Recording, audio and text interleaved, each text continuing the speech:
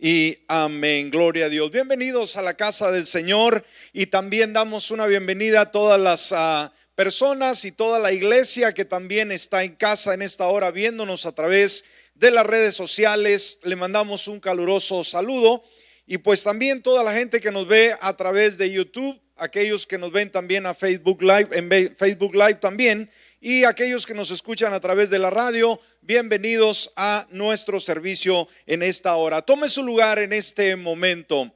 Así que yo creo que Dios hoy más que nunca se revela de una manera importante a nuestras vidas y desea tocarnos, desea cambiarnos, desea traer esa transformación importante. Muy bien, así que vamos a disponernos a escuchar la palabra y vamos a estar viendo un tema que nos habla acerca de la edificación, el fortalecimiento de la iglesia local. Y hoy más que nunca necesitamos que la iglesia siempre se mantenga con ese fervor, con esa alegría, con esa determinación. De eso vamos a estar hablando, el tema: maneras en que fortalecemos a la familia de la iglesia. Amén.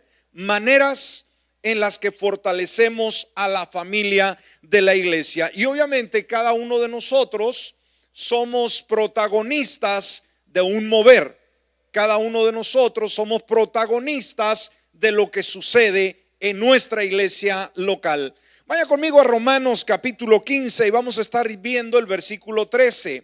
Romanos capítulo 15 versículo 13 nos dice de esta manera: que el Dios de esperanza los llene de todo gozo y paz en el creer, para que abunden en la esperanza por el poder del Espíritu Santo. Amén.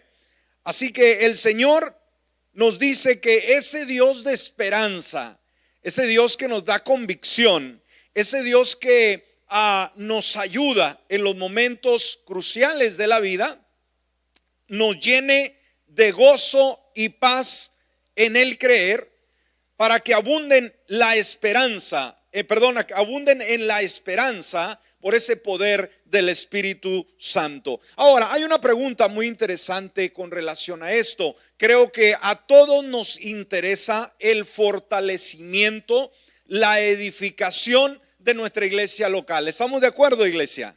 Todos queremos que la iglesia del Señor se mantenga estable, que se mantenga emocionada, que se mantenga con esa actitud de fe, de confianza en Dios. Creo que todos nos damos cuenta de eso. Ahora, especialmente en momentos como los que estamos viviendo el día de hoy, cuando todo el mundo de repente tuvo un cambio, nos damos cuenta que la iglesia también es sacudida de algún momento, en algún momento nos saca de nuestro ritmo y nos lleva a otro ambiente que quizás no estamos acostumbrados. Entonces debemos de entender, sin lugar a dudas, de que la iglesia sigue siendo la iglesia del Señor. Él cuida de ella, pero también nos llama a cada uno de nosotros a hacer lo que a nosotros nos corresponde. Y existen principios claros, sencillos, básicos, que nosotros podemos aprender en cómo poder contribuir al fortalecimiento, a la unidad, al crecimiento de la iglesia. ¿Estamos de acuerdo? Así que vamos a estar enumerando algunos de esos principios y, por favor, como siempre lo animamos, apunte lo más sobresaliente y que esto no solamente lo tenga usted como archivo, sino que lo aprenda, que aprenda a desarrollar esa cultura en que yo, como miembro del cuerpo de Cristo Jesús, soy llamado a contribuir, soy llamado a edificar, soy llamado a traer una consolación, una dirección a la iglesia donde yo participo. Así que rápidamente, si está apuntando, vamos a ver algunos de esos principios. En primer lugar, mantente unido a la iglesia local. ¿Cuál es un primer principio que nos va a ayudar a fortalecer la iglesia de una forma que ni las crisis, ni las circunstancias, ni los problemas que vengan puedan detenerla, es mantente unido a la iglesia. ¿Estamos de acuerdo? Recuerde, nosotros somos la iglesia, pero corpóreamente, obviamente nos complementamos. Somos muchos que formamos la iglesia.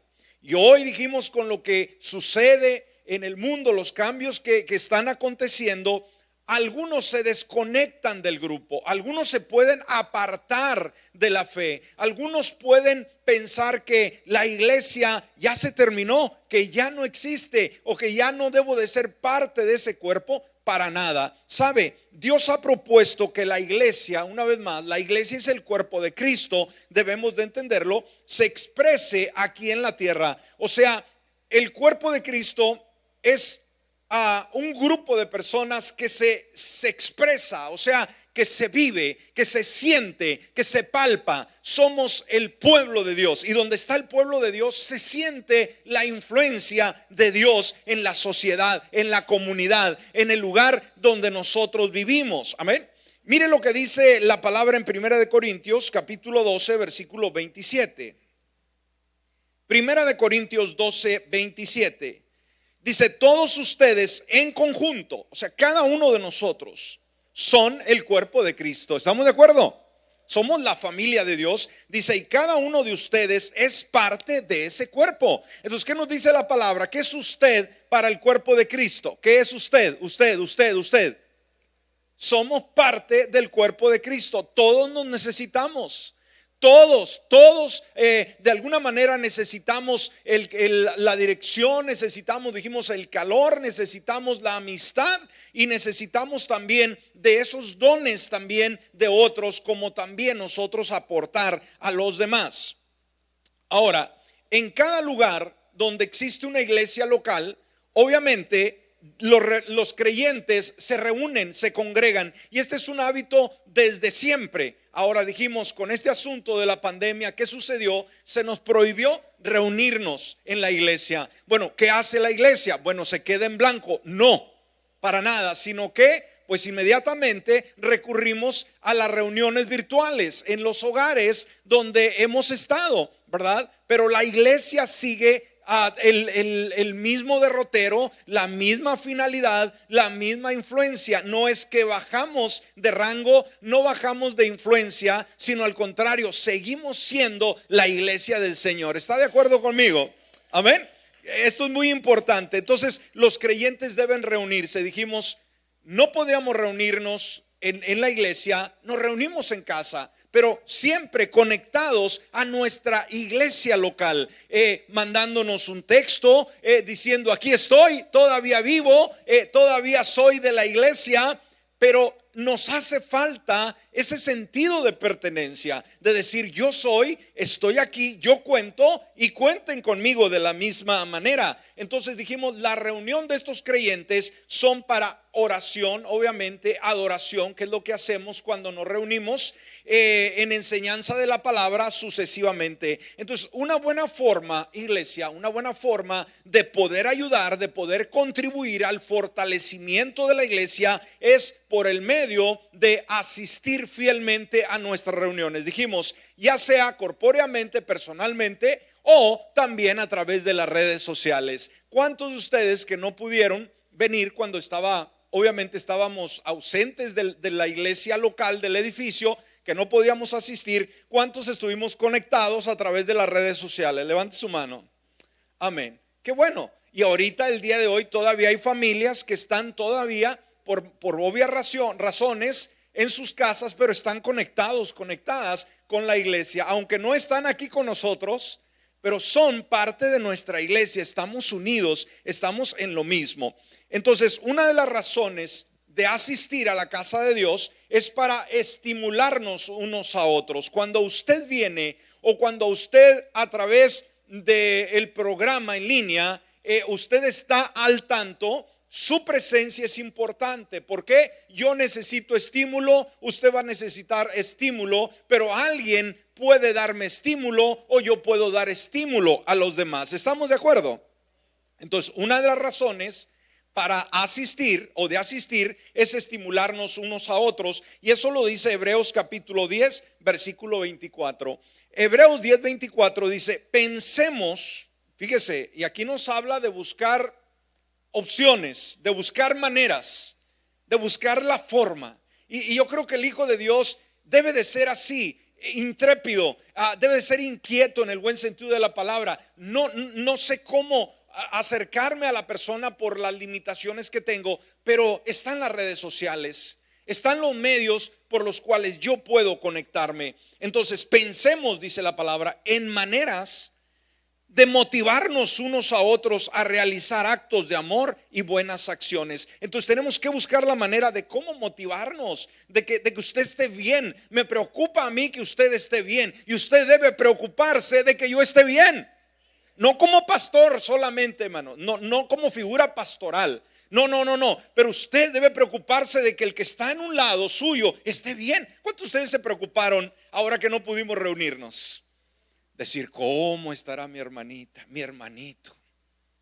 ¿Verdad? Aquel que siempre se sentaba a un lado mío y que ahora pues no podemos vernos. ¿Dónde estará? ¿Se habrá ido de la ciudad? ¿Le estará yendo bien? ¿Está comiendo bien o está comiendo de más?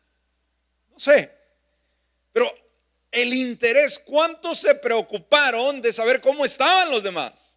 Oh, no, esa es la responsabilidad del pastor. Que él visite y hable, como no podía visitar, hablarle a todo mundo a ver cómo están. Digo, esa es la labor. No, la labor es estimularnos a cada uno de nosotros. Es como cuando hemos pasado, por ejemplo, esas inclemencias del tiempo, los huracanes, las inundaciones. ¿Qué hace usted cuando ha habido esas inundaciones y tiene usted su teléfono? ¿Tiene la cultura de hablarle a algunos hermanos cómo les fue?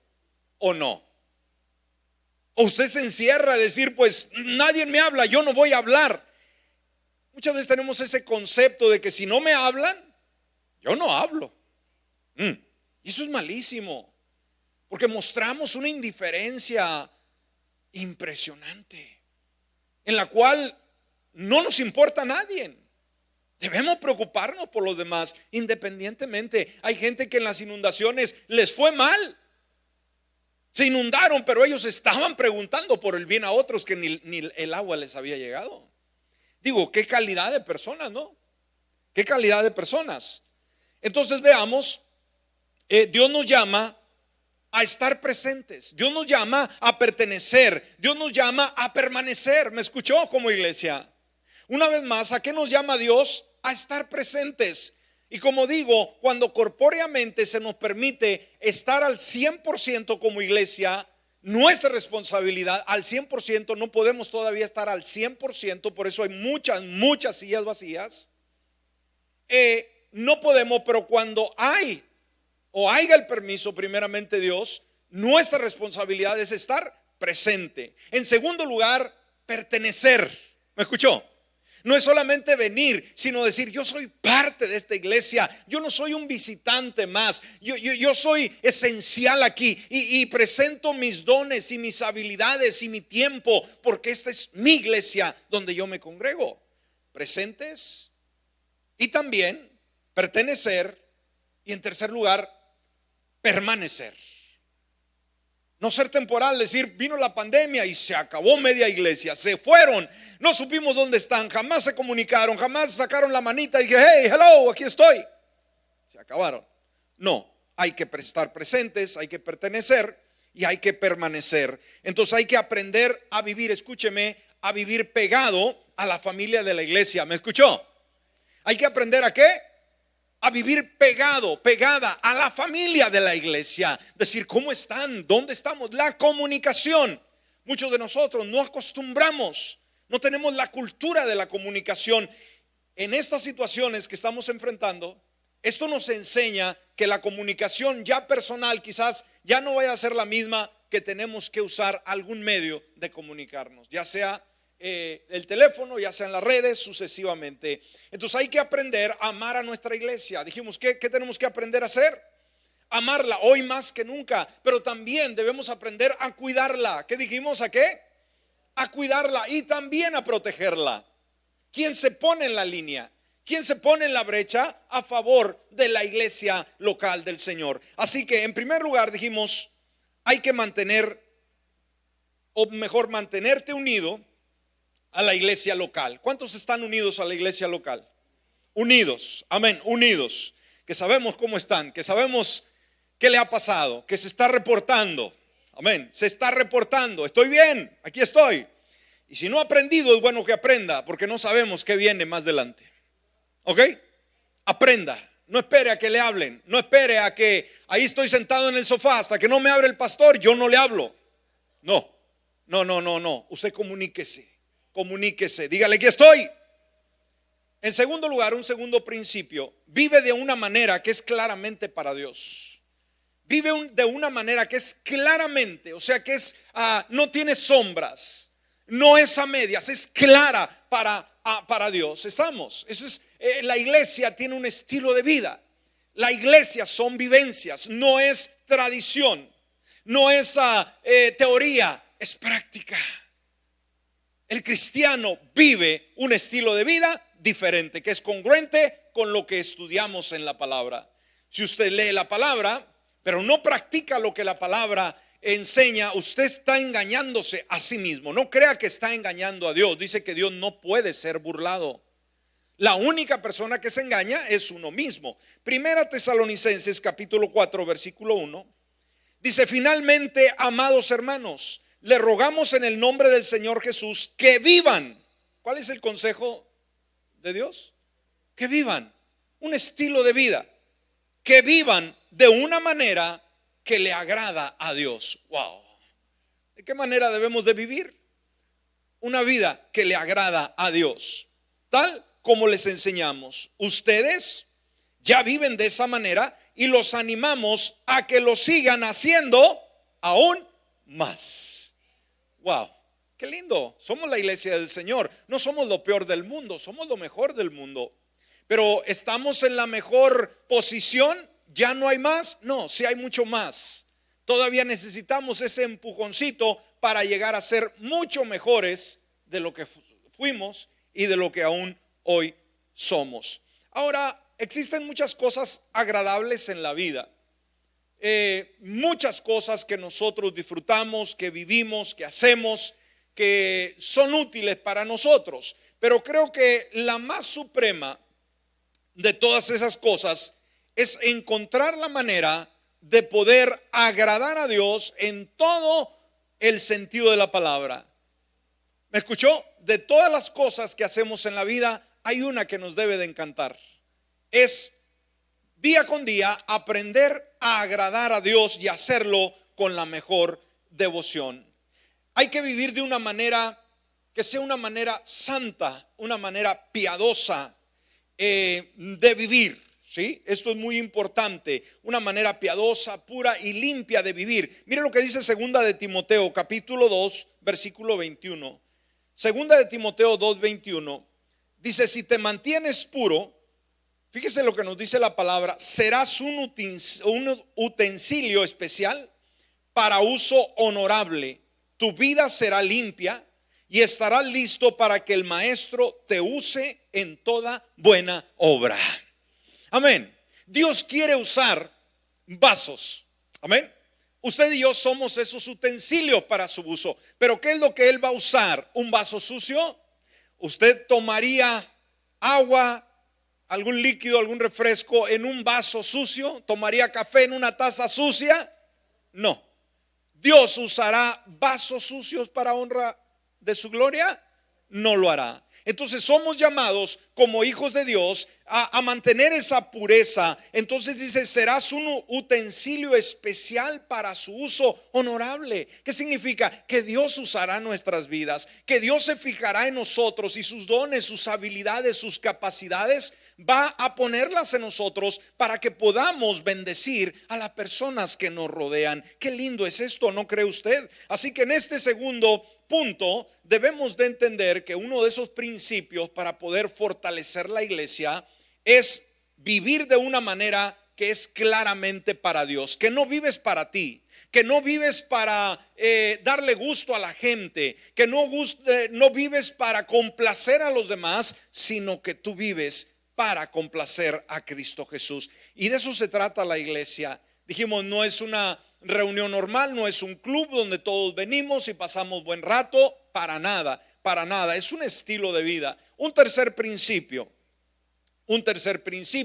dijimos muy básico, muy elemental, para fortalecer y equipar la iglesia del Señor. Toma una posición por las cosas de Dios. Amén.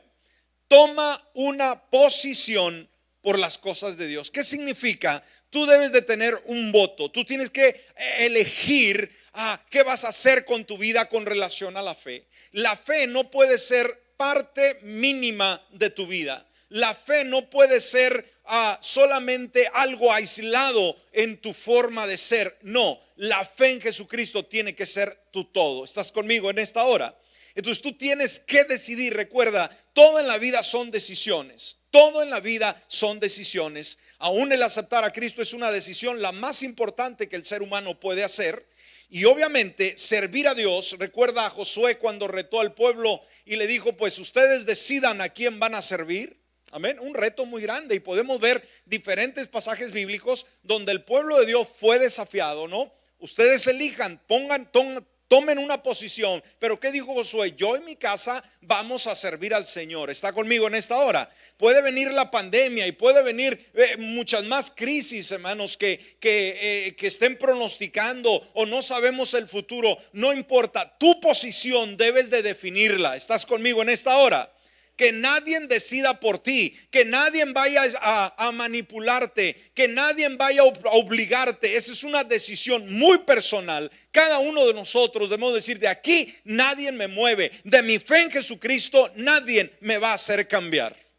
Y creo que como vienen las circunstancias, se llega el momento, hermanos, en que cada uno claramente tenemos que demostrar cuál es nuestra posición en Cristo Jesús. Segunda de Timoteo, capítulo 4, versículo 7. Segunda de Timoteo 4, 7. Fíjese lo que dice el apóstol San Pablo. He peleado la buena batalla, he acabado la carrera, he guardado la fe. Aquí nos está hablando la experiencia de un hombre que su posición fue simplemente, hermanos, crucial, fue clara. No podía dudarse en lo absoluto de la calidad de vida que él vivió. Me gusta cómo la Nueva Traducción Viviente lo describe. Y dice, he peleado la buena batalla, he terminado la carrera y he permanecido fiel. ¿Me escuchó? ¿Qué dijo el apóstol San Pablo? Ya estoy anciano, ya estoy para morir. Pero ¿qué he hecho? He mantenido, esta fe, he permanecido fiel a Dios. Wow, y Dios quiere ese tipo de calidad. Ahora, nos damos cuenta que hoy muchas personas, muchos creyentes están enfrentando crisis, están enfrentando desafíos en su fe. Y esto, que no le caiga por sorpresa. Y que no se ponga a llorar y no se decepcione, sino al contrario, usted aférrese a Dios. Nuestra fe tiene que ser probada. Amén. Entonces veamos, cuando hay temor y hay circunstancias que de alguna manera estremecen con ansiedad, debemos nosotros ir a la palabra del Señor. ¿Y cuál es el consejo que Él nos da? Él nos da esta palabra en Isaías 51, 17 en su primera parte. Isaías 51, 17 en su primera parte. Dijimos, cuando fallamos en tomar nuestra posición, o cuando las crisis, los problemas, las circunstancias de la vida nos desubican del llamado, nos desubican del enfoque, nos tratan de mover nuestra fe de nuestra posición en Cristo y sentimos que ya estamos para irnos al despeñadero. ¿Qué nos dice Dios? Isaías 51, 17. Despierta, despierta, levántate. ¿Cuál es el consejo de Dios, hermanos? Despierta, despierta, vamos, levántate. ¿Qué significa? Que las crisis nos adormecen. ¿Qué significa? Que los retos de la vida nos adormecen. Y llega un momento en que el diablo quiere cerrar nuestra boca para que no adoremos, para que no oremos, para que no nos conectemos con Dios. Pero el Señor reprenda al enemigo y nosotros hagamos nuestra parte. Amén, nosotros hagamos nuestra parte. Vamos a pelear esa buena batalla. Entonces hay que estar totalmente comprometido con la las cosas del Señor. ¿Me escuchó? Hay que estar totalmente comprometido con las cosas del Señor, pero también comprometido con su matrimonio, con su familia y obviamente con la iglesia local. Compromiso. Y uno de los problemas que más tenemos como seres humanos es la falta de compromiso. No queremos comprometernos con nada ni con nadie. Mientras podamos zafarnos de la responsabilidad, qué mejor y qué error tan más terrible. Por eso Lucas capítulo 9 versículo 62 dice la palabra: pero Jesús le dijo, ninguno que ha puesto su mano en el arado y sigue mirando atrás es apto para el reino de Dios. Tenemos que soltar lo que queda atrás. Tenemos que entrar a una comunión única con Cristo Jesús. Así que en este tercer principio, ¿cuál es la recomendación? Toma tu posición en las cosas de Dios. Amén. ¿Qué hay que hacer? Nuestra posición. Ahora, antes de decidir, y si no quieres hacerlo, no pienses solamente en ti, piensa en tu familia. Piensa en tus hijos, piensa en tus hijas, piensa en tus nietos, las futuras generaciones. Tú no sabes la gran influencia que vas a ejercer tú en la vida de tus hijos, de tus nietos. Tus decisiones afectarán el futuro de las futuras generaciones. En cuarto lugar, el cuarto principio: alcanza a otros con el mensaje de salvación. Esto es muy sencillo, ¿no? Alcanza a otros con el mensaje de salvación. Ahora, no debemos de olvidar, dijimos una vez más, que a pesar de las circunstancias, a pesar de los cambios que ha habido, una vez más, seguimos siendo la iglesia de Jesús. Jesús sigue salvando y Jesús sigue dando oportunidades, y todavía el Señor nos confía a nosotros que llevemos la palabra a aquel que la necesita. Lucas 19:10 nos dice, Lucas 19:10, porque el Hijo del Hombre ha venido a buscar y a salvar lo que se había perdido. ¿Entiende usted esta verdad? ¿Por qué vino Cristo? No vino a vacacionar, no vino a pasar un buen tiempo. ¿Sabe que Él vino exclusivamente a salvar lo que se había perdido? Cuando Él se va, nos deja a nosotros esa responsabilidad. Y muchas veces pensamos que evangelizar es solamente para aquellas personas más celosas de la iglesia o aquellos que tienen ciertos dones espirituales para poder hacerlo. Pero debemos de entender que todo discípulo debe evangelizar. Si usted es un discípulo de Jesús, usted es llamado a evangelizar. ¿Estamos de acuerdo? ¿Qué nos dijo Jesús en Mateo capítulo 28 versículo 19? Por tanto, vayan y hagan discípulos a todas las naciones, bautizándolos en el nombre del Padre y del Hijo y del Espíritu Santo. Así que en vista de ello, usted no puede en ningún momento estar solamente preocupado por su comodidad. Somos egoístas. Queremos estar bien. No importa lo que pase a los demás, nosotros queremos estar seguros de que nosotros estamos bien. Y sabes, como cristianos debemos aprender a morir al viejo yo personal, al egoísmo egocéntrico, que siempre nos preocupamos por lo nuestro y no vemos por las necesidades de los demás. Entonces todo discípulo de Jesús está involucrado normalmente, obviamente, tanto en la evangelización como para participar en un estudio bíblico, como en la oración o la adoración colectiva. Todos somos invitados a una buena reunión como discípulos de Jesús. De la misma manera, evangelizar es parte importante de nuestro servicio a Dios. ¿Estamos? Entonces, desde el nuevo creyente hasta el que tiene mucho tiempo, ahora es llamado a compartir el evangelio. Ahora, cuando nosotros evangelizamos, debemos de entender que nosotros somos beneficiados. ¿Por qué? Porque nuestra fe alcanza un mayor nivel, porque nos acercamos a la gente y escuchamos preguntas que quizás nosotros no los habíamos formulado, no entendemos la mentalidad por lo que ellos están pasando. Y recuerde, esa es una labor que el Señor nos ha dejado y debemos de cumplirla como tal.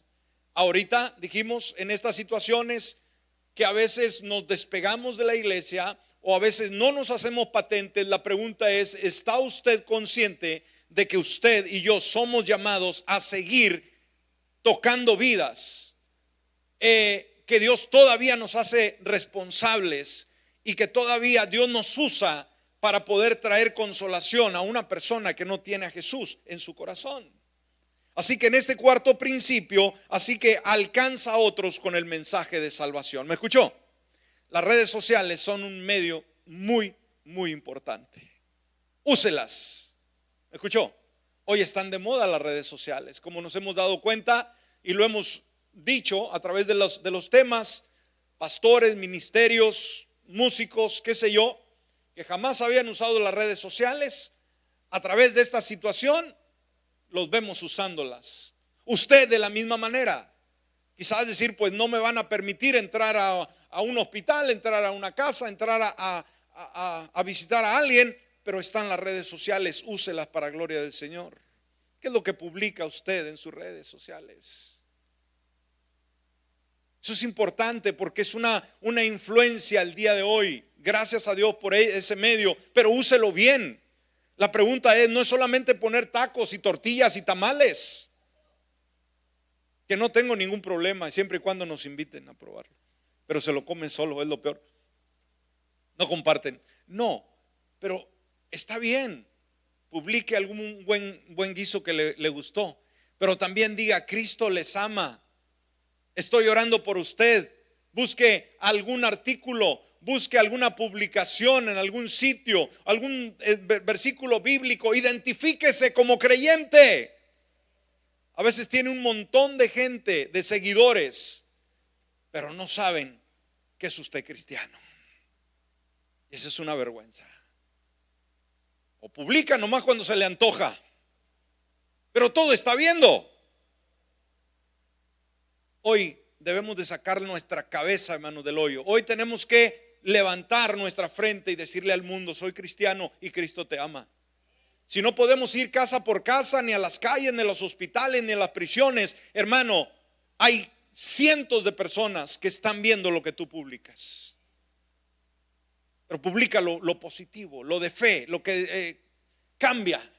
Usa las redes sociales. Yo bendigo a las personas que continuamente están compartiendo un pensamiento. Hay gente triste. Cuando te levantas en la mañana, no pongas por ahí, amanecí deprimido. ¿A quién le importa que amaneciste deprimido? Tú no estás para estar chillando y llorando. Pero sí hay gente que está deprimida, pero que tú seas alguien que cambia al mundo. No que estés pidiendo un consejo de cómo cambias, sacas de tu depresión. Ponte a orar, ponte a ayunar, ponte a leer la palabra, ponte a hacer algo. Estoy deprimido, necesito calmantes, por favor. Pégate a Dios, pero ten cuidado lo que publicas. Porque si hay gente que se ha suicidado a través de esta crisis y hay gente que seguirá suicidándose, que tú los tienes de alguna manera en tus redes. Una palabra que tú publiques puede ser la diferencia en alguien que lo ve. Piensa en esto. Las cosas han cambiado, dijimos, las redes sociales ahorita son sumamente importantes. El diablo las usa para destruir, nosotros usémosla para edificar. Y un último principio para cerrar: sigue invirtiendo con tus finanzas. ¿Escuchaste? Sigue invirtiendo con tus finanzas en el reino de Dios. Yo sé que el día de hoy, hermanos, hablar de finanzas, usted hable de finanzas en la red, hermanos, lo bombardean. Le ponen el cañón más grande y le avientan un explosivo terrible. ¿Cómo hablar de finanzas el día de hoy? Hermanos, seguimos siendo la iglesia del Señor. Y sabe que la recesión económica es algo que preocupa a la persona el día de hoy. Cada vez que empiezan a escuchar de cosas difíciles, la persona cambia cuando se cambia la economía del país, inmediatamente entra un temor. Pero de acuerdo a la escritura, 2 de Corintios 9:6 nos dice esto. 2 de Corintios 9:6, digo esto, y este es un principio bíblico. ¿A cuánto nos interesa tener comida el día de mañana? ¿A cuánto nos interesa pagar nuestras cuentas el día de mañana? Tener lo necesario. Se pronostica recesión, se pronostican problemas financieros. Ahora, ¿qué puedo hacer? Yo no puedo permitir que los pronósticos sean los que guían mi vida. Yo tengo principios que he aprendido en la palabra, que ellas o ellos, estos principios, rigen mi vida y puedo confiar porque ya tiene más de 4,000 años estos principios. ¿Escuchó? Y han funcionado a través de todas las crisis habidas y por haber, han sido buenos. Yo no tengo que ir al mejor economista, no tengo que ir a la bolsa de valores para que me aconsejen qué hacer.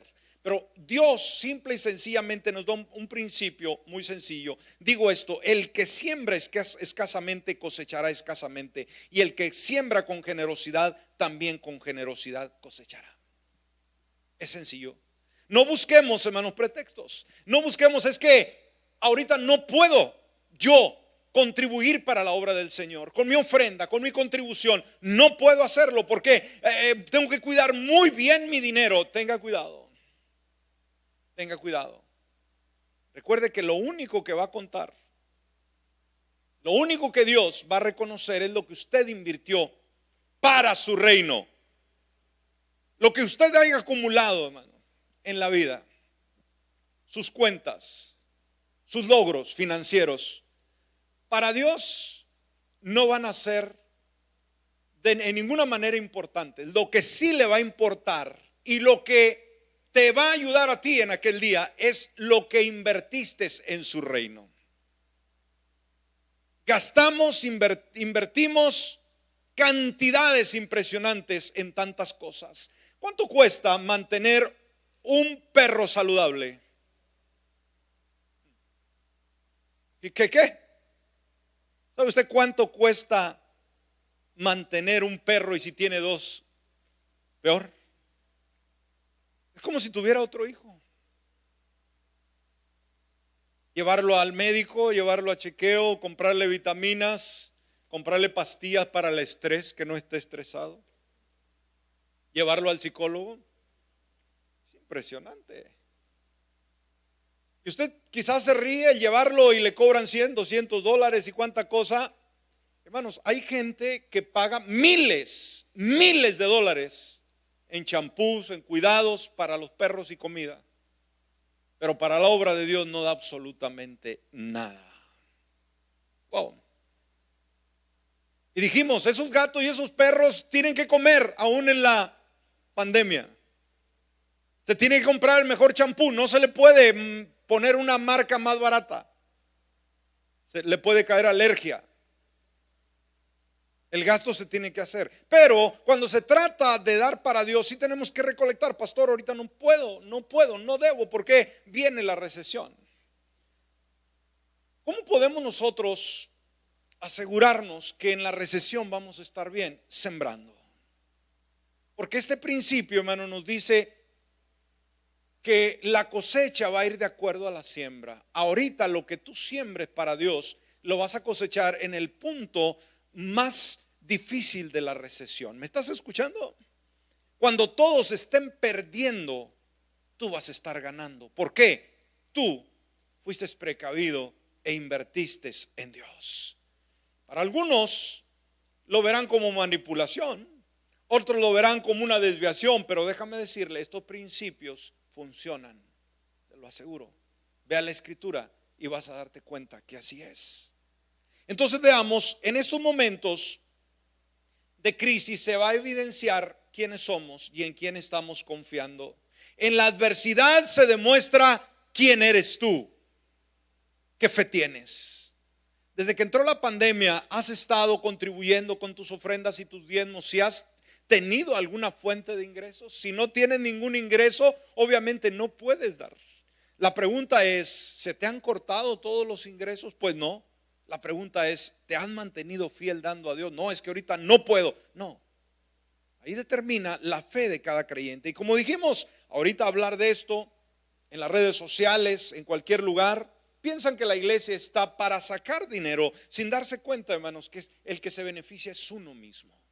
Porque yo mismo como pastor tengo que dar ejemplo y tengo que también sembrar para poder cosechar el día de mañana, porque quiero también estar bien el día de mañana.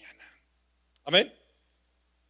Entonces, para cosas extraordinarias necesitamos demostrar fe, y más en este tiempo. Pero recuerda que el Señor es Jehová Jireh, es una palabra, Jehová Jireh. ¿Y sabes qué significa? Esta palabra Jireh significa Dios es aquel que provee. ¿Escuchó? Y esto se remonta, dijimos, a Génesis, a los inicios. Génesis 22:14. Génesis 22:14 y nos lleva al ejemplo de Abraham cuando iba a sacrificar a su hijo Isaac. Y que Dios, ¿verdad? Dijo, no lo mates a él. Y dijo, Dios proveyó de un carnero para sacrificar. Abraham llamó a aquel lugar Yahvé Jireh, que significa el Señor proveerá. ¿Y qué podemos decir para el día de mañana cuando el pronóstico es recesión? ¿Qué vamos a decir nosotros? Bueno, a comprarnos todos los Kleenex que haya habidos por haber para mantenernos chille por la recesión. Pregunto. Hacerlo como lo hizo la gente, acabarse el papel higiénico cuando empezó la pandemia. Es lo más absurdo, ¿no? Lo más absurdo. Pero no, en el tiempo que viene, yo creo que debemos de decir, el Señor proveerá para mi vida. ¿Escuchó? Me va a ir bien. Voy a comer, voy a pagar, no voy a perder absolutamente nada. ¿Cómo puedo asegurarme que no voy a perder absolutamente nada? El secreto está: siembra en Dios. No siembres inviertas en la bolsa de valores o en este lugar aquí, allá, en casas de inversión. No, invierte en el reino de Dios y vas a ver la diferencia. Tu actitud, el Señor proveerá. Hasta el día de hoy la gente todavía usa ese nombre como proverbio: en el monte del Señor será provisto. Así que, como último, ya para cerrar, último principio, sigue invirtiendo con tus finanzas en el reino de Dios. No tengas miedo. Es decir, yo ya cerré todo, las tarjetas ya las tiré. Bueno, tírelas, eso no es bueno, porque se va a endeudar. Pero que el fluir para Dios, hermano, sea más abundante. ¿Por qué? No se trata de la iglesia, se trata de su supervivencia. La iglesia no se acaba financieramente. Recuerde, el Señor dijo que ni las puertas del infierno podrán contra ella. El dueño de la iglesia es Dios, es el Señor Jesucristo.